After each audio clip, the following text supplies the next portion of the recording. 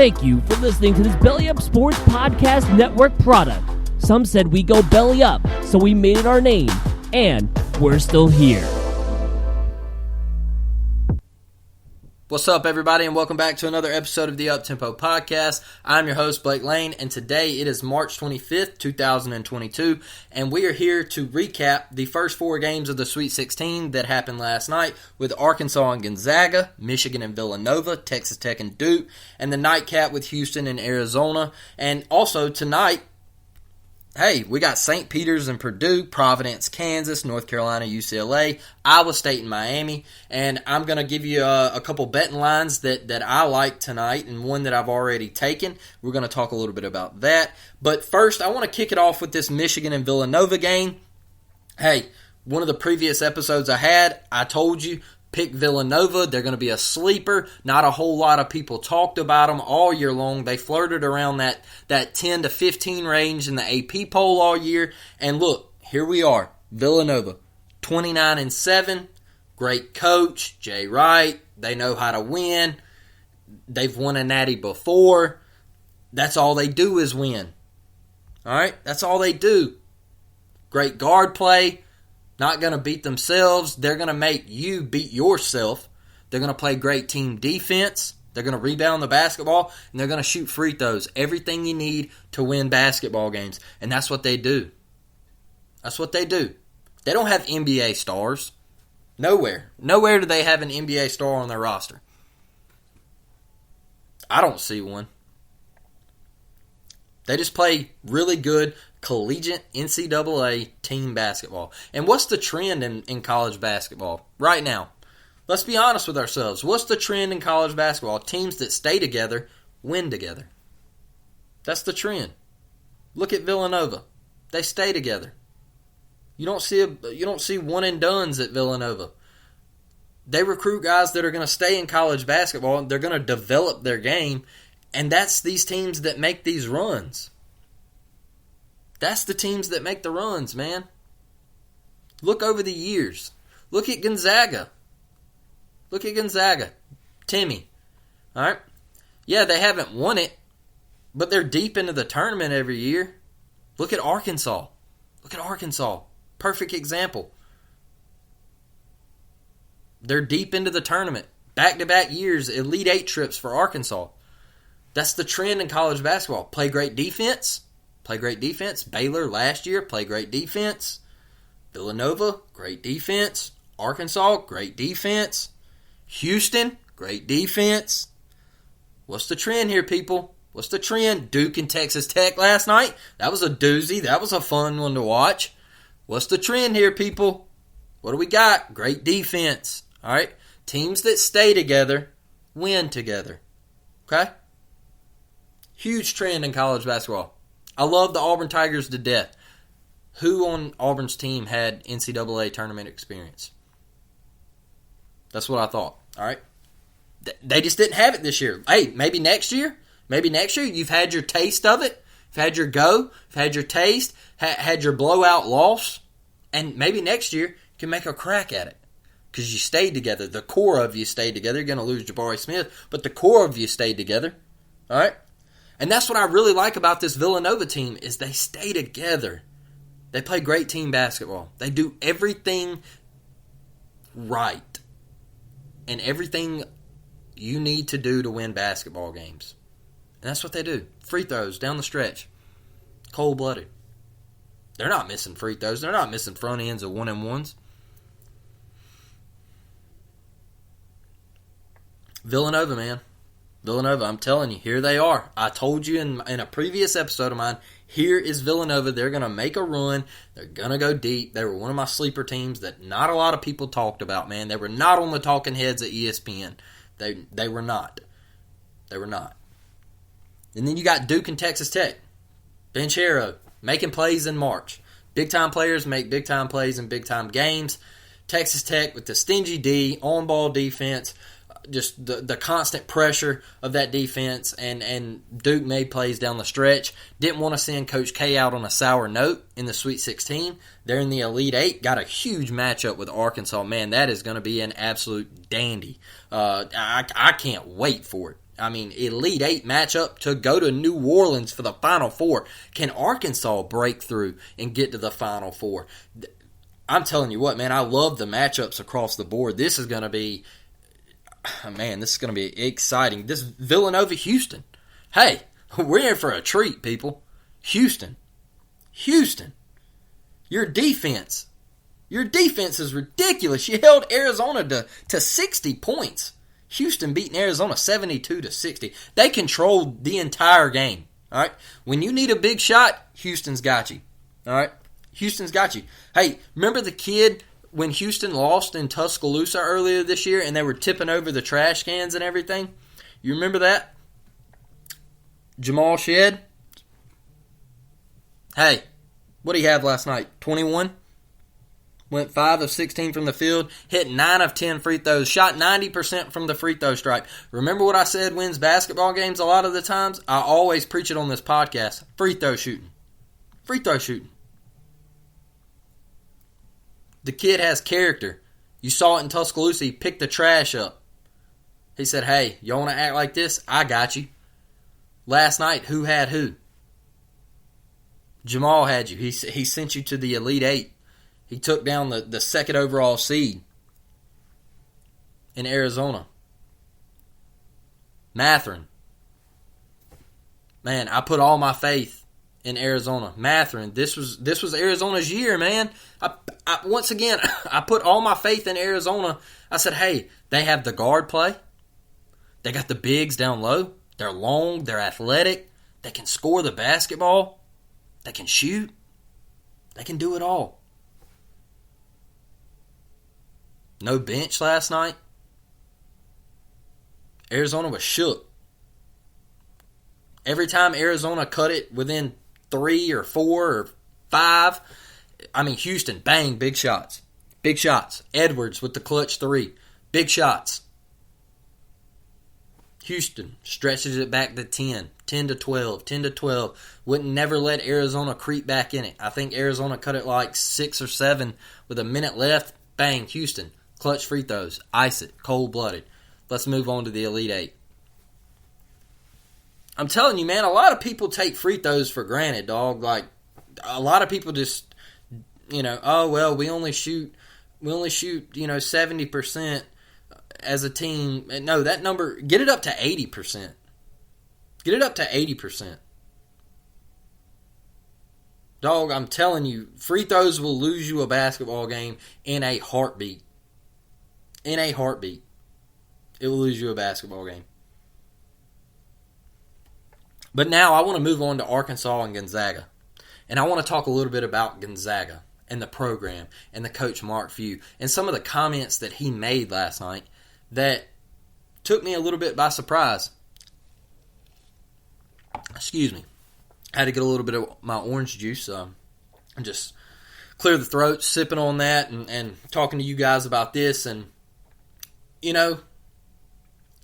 I look at Gonzaga basketball, and they've been so close for the last couple years. Just a dominant program. We hear about them each and every year. And Coach Few gets on there last night in the post game and right after the game in the interview, and they ask him how is the team feeling, and he's obviously they're devastated, and we're gonna look back on this in a week, and we're gonna remember this, and we really hate it, but I just told my team that we were the only team in the country to hold the number one spot pretty much the whole year. Everybody else was falling after 1 or 2 weeks at number one. Dog, who cares? Who cares? Literally, nobody cares. Nobody cares about you being number one in the regular season. You were playing Pepperdine and Tarleton State and San Francisco, who got bounced in the first round by Murray State. And then Murray State got bounced by St. Peter's. Okay, so let's St. Mary's bounced. Okay, BYU, they're in the NIT. Let's get real, man. Let's get real. Who cares you stayed number one? You played middle school teams. I've been to high school basketball games in Mobile, Alabama, with more fans at those games than Gonzaga and St. Mary's had when St. Mary's upset them on their home court. And I'm being dead serious. I'm being dead serious. And I don't. Who cares? Why? I don't get why you would tell your team that you were supposed to win the whole tournament. Every analyst and big time dog on ESPN and CBS and all these other networks were, hey, Gonzaga, this is the year. They got Chet Holmgren. We'll talk about Mr. Chet Holmgren in a minute. 7'1", 120 pounds soaking wet.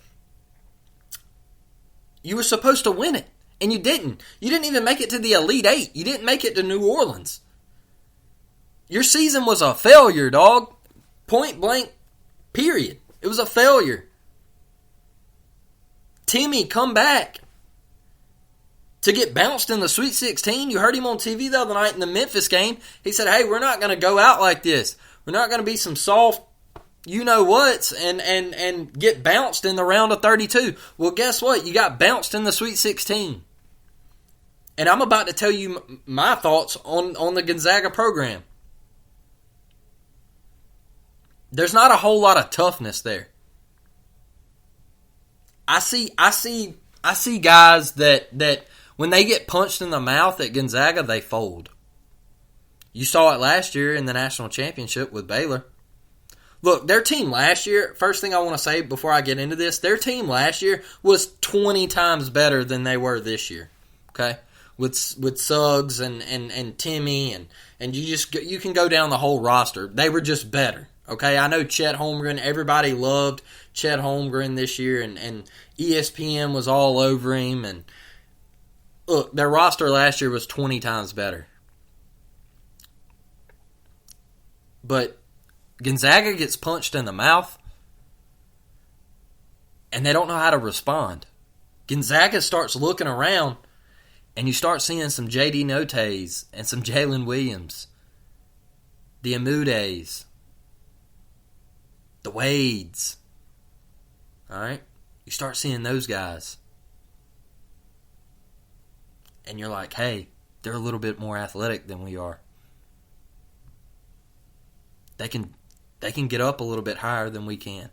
They're a little faster than we are. And you start feeling in that danger zone. You start looking around. Hey, this isn't San Francisco. This isn't Pepperdine. This isn't BYU anymore. We're a little bit more athletic out here now.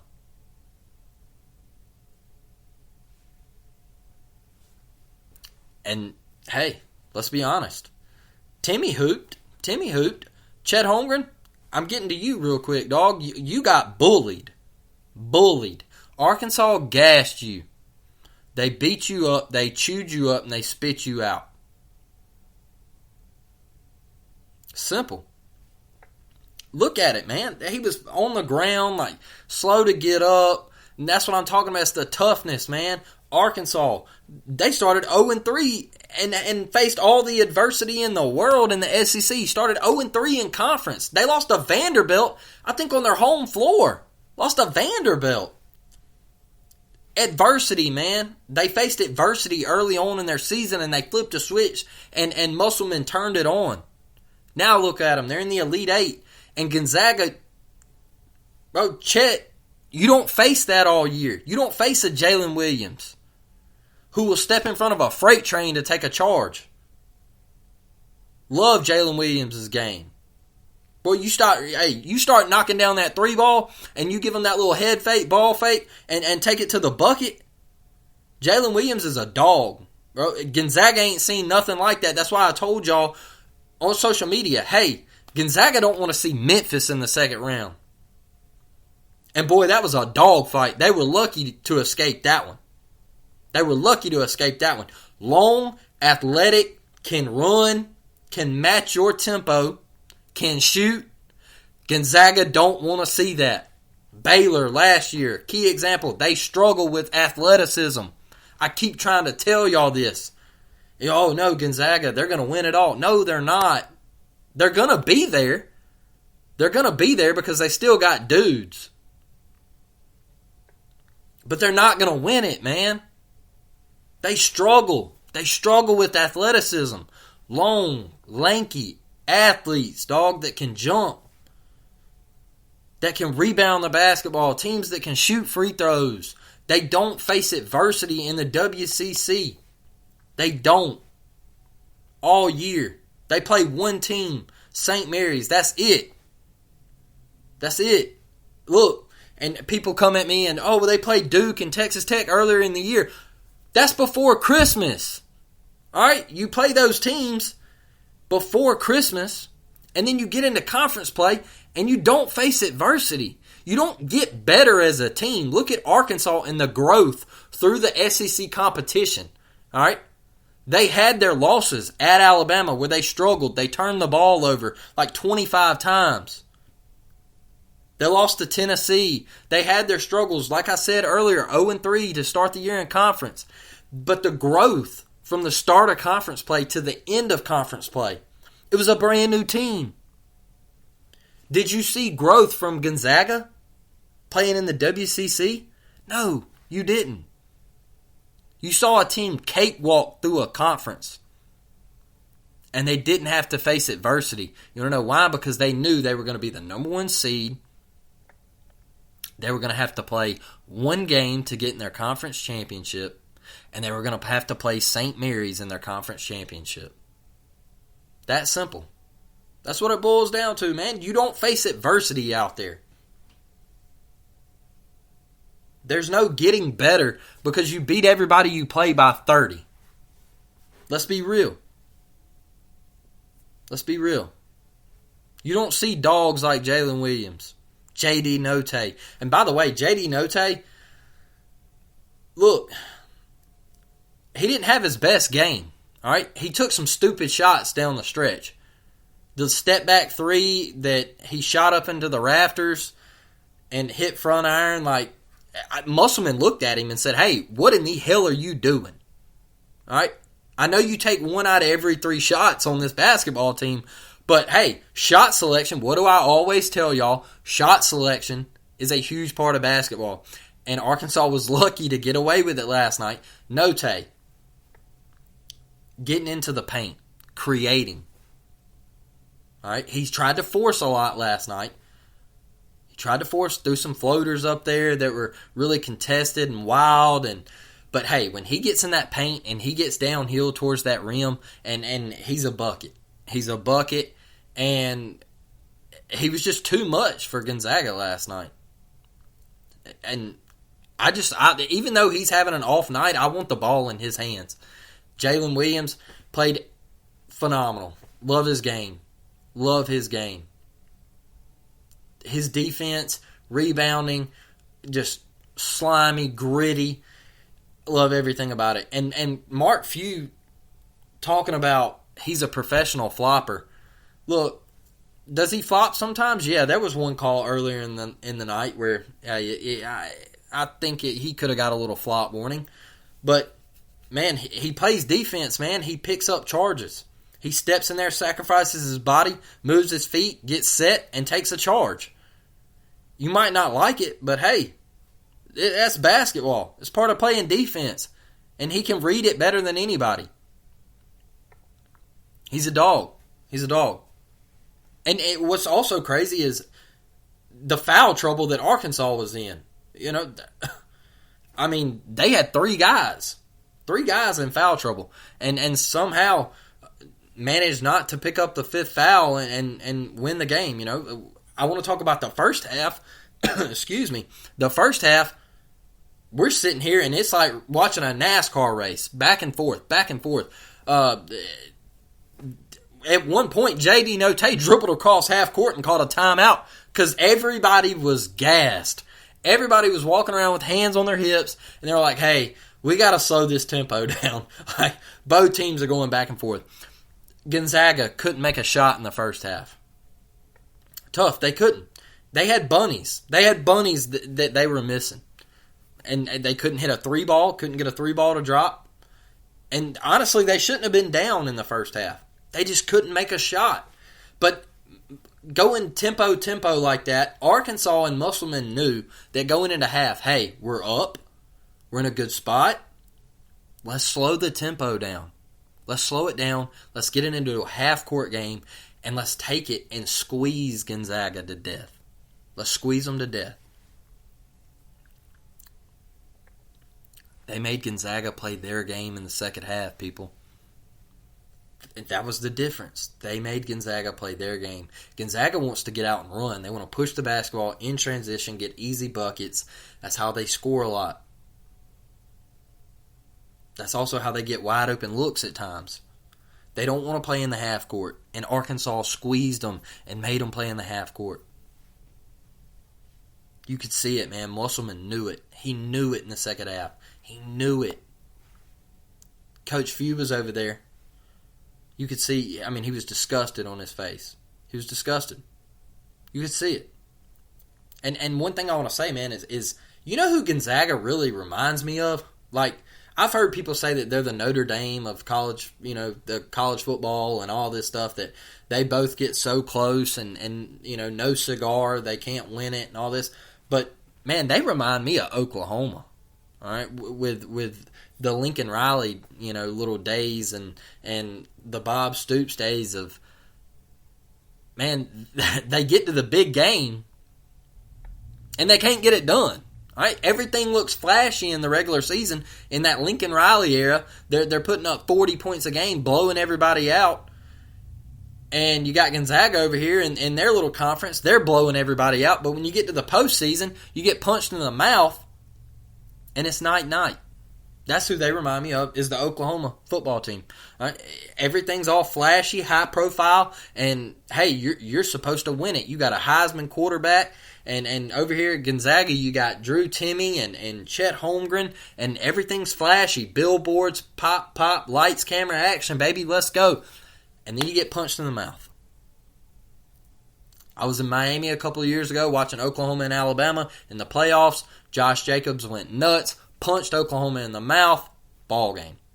Last night, J.D. Note, Jalen Williams, punches Gonzaga in the mouth, night-night. Hey, took Arkansas money line, by the way. All right, got the red receipts to show you.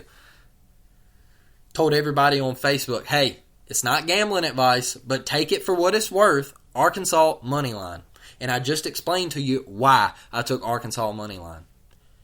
Is because Gonzaga don't see no dudes like that. And they struggle with physicality, athleticism, speed, and dudes that can run up and down the court and play basketball at a high level. And that's what they struggle with. Same story, different year. Mark Few. Hate it for you, brother, but you're going to have to leave Gonzaga. I know a lot of people don't want to hear that. I know a lot of people don't want to hear it. But you're going to have to leave, man. You don't recruit the dudes, okay? And look, before you attack me, you don't recruit the dudes, all right? They got Chet Holmgren. He's number one recruiting prospect, and he's supposed to be a top 5 pick. All right, there's a difference, like I said, in physicality. All right, Chet got bullied last night. I don't see no dudes on Gonzaga that played high school after practice where they were on a blacktop with fences around it, and they get it out the mud. Let's be honest. Call it how you want, but I don't see those cats on Gonzaga's team. The tough grinders like a J.D. Note. I don't see those cats on Gonzaga's team. I'm just being honest with you. I don't see cats getting it out the mud on Gonzaga's team like I do in Arkansas. Or, hey, talk to St. Peter's' coach. What'd he tell you? Hey, baby, we ain't scared of nobody. We from the Bronx. I got kids from New York City and New Jersey, dog. We ain't scared of nobody. We played on blacktops with fences around them. We know what Rucker Park's like. We got you. That's the grit, the grimy, the sluggish attitude, the physicality that I'm talking about, man. Gonzaga ain't got it. Mark, you got to go somewhere else, dog. you ain't going to get it done there. I honestly believe that, man. I don't think Gonzaga's going to get it done. I really, really don't. I really don't. I do not think they're going to get it done. Ever. I know a bunch of people are like, man, Blake, you're crazy. They're just so close, man. They're so close. They don't have the dogs. I told you on social media today. They don't have the dogs, man. It's all about physicality, athleticism, and just straight up just talent. Dudes that can play. And they got the private school look. I'm just hitting you with straight up facts. They play like a bunch of private school kids. Let's be honest. Let's be real. Simple facts. Last year, looked like an AISA versus Alabama High School Athletic Association game with Baylor. Looked like an AISA versus an Alabama High School Athletic Association. For those of who don't know, AISA is the private school league in Alabama. And it looked like the private school league with Gonzaga stepped up to play the public school league with Baylor. That's what it looked like. And it looked like that last night with Arkansas. And that's what I mean by that. That's it, man. Simple, straight facts. Simple, straight facts. Gonzaga just don't have those dudes. So that's my rant on Gonzaga. And their season comes to an end. Heck of a program. Not taking anything really away from you. I just, I don't think it's there. I just don't. And moving on to tonight, I want to talk about St. Peter's and Purdue. And look, I like St. Peter's to cover this. Okay, I like St. Peter's to cover this. Look, Jaden Ivey's going to be the best player on the floor, hands down. We got the size down there with Purdue, and I just, something about St. Peter's tells me, take the 13. I don't know if you got them at 12.5, but I got them at 13. Hey, something's telling me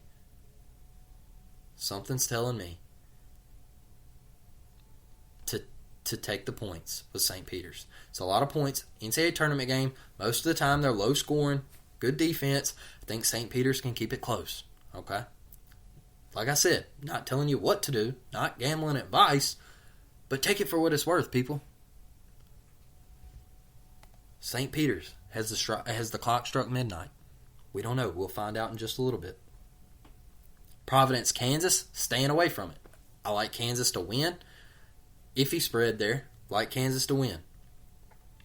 If you want to go money line there, not a bad choice. North Carolina and UCLA, absolutely love the Tar Heels in this matchup. I could be totally wrong like I have been all March, but I love North Carolina and what they've got cooking. I think UCLA's road comes to an end. And then the nightcap of all nightcaps, Iowa State and Miami. I am taking the Miami Hurricanes, and I'm taking them outright. I love what Miami's got with Wong at the guard position, straight hooper. Their defense has really turned it up a notch, and I just really like Miami and how they can get to the basket, and they get out in transition and run, and their speed, and I think they have one of the best coaches with Larinaga in the country, and I like Miami to go to the Elite Eight. So, hey, there you have it. That's my Sweet 16 breakdown, and I enjoyed each and every one of you joining me tonight.